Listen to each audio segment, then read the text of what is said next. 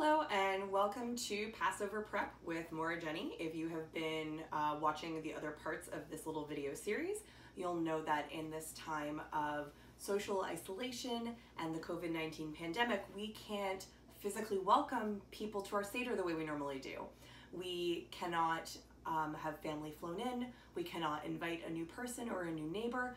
So instead, our community is discussing the concept of welcoming new Jewish traditions to our Seder as a way of welcoming the new and including the stranger in a way. So please feel free to watch the other parts of that video to learn different ways you can incorporate new Jewish traditions into your Seder. And right now we are going to do some Passover prep. We are going to make some Sephardic matzah. This is actually specifically called Mexican matzah.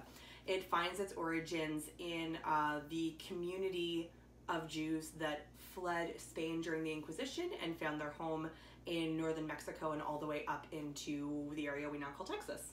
So it is made with flour, water, and oil. You'll notice that this mirrors the ingredients used for the bread given at the tabernacle. You can find it in Leviticus. And 2, this does not have the lard you would normally find in a flour tortilla. So this actually in Spanish culture is called Pane Semitia, which actually means Semitic bread. So pretty big hint on where it came from.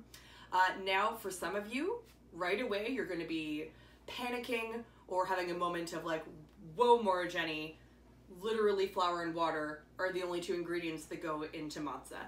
And if we are talking about Ashkenazic, Eastern European shmura matzah, yes, you are correct.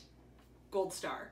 However, if you would like to explore a new type of matzah recipe with a different origin, still perfectly rooted in our Jewish ancestry, by all means, grab yourself some flour, some water, and some oil, get the griddle nice and hot, and let's make these together. First, add your dry ingredients and then your wet ingredients.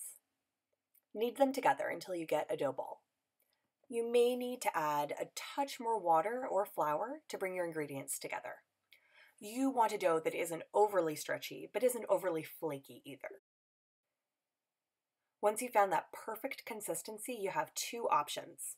You can tear off a bit of dough at a time, or you can portion your dough into golf ball-sized dough balls for speed. If you do pre-portion, make sure you have a damp towel on hand so they don't dry out. Next, you need to make your matzah flat. You do this by using a tortilla press lined with a plastic bag. You can also just press down on your matzah with a baking sheet and a heavy book, or roll out each ball with a rolling pin, whatever works for you. There's 2 ways to cook matzah. The first way is you can use a stovetop, cast iron skillet, a frying pan, a griddle. Poke holes in your matzah to help prevent it from rising.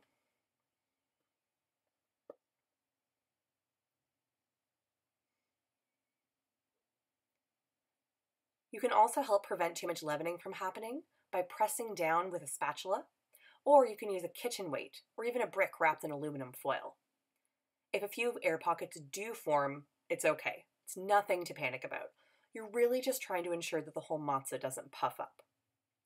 You'll know your matzah is done when it's a little crispy on the edges and it resembles a classic flour tortilla.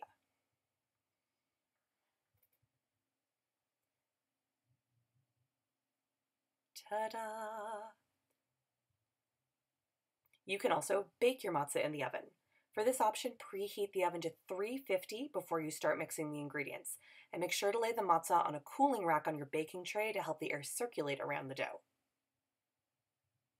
All right, and these are the ones that just came out of the oven. We baked them at 350 for 18 to 25 minutes, but if you want to stay in the 18-minute prep window for matzah, you can cook them at 400 for 15 minutes, so either way it works. And there we have it. This is how to make Pane Semitia, or Mexican matzah, or Sephardic matzah, however you want to look at it. And let me know if you try it. Let me know if you're interested in trying it. Let me know if you have thoughts or concerns or feelings, or you want to tell me about another tradition or food that I've completely missed the mark on. Tell me all the things. Ask all the questions. Just put them in the comments below. This is below. And Chag Pesach Sameach. Please enjoy yourselves, your prep, your holiday, your family. Bye.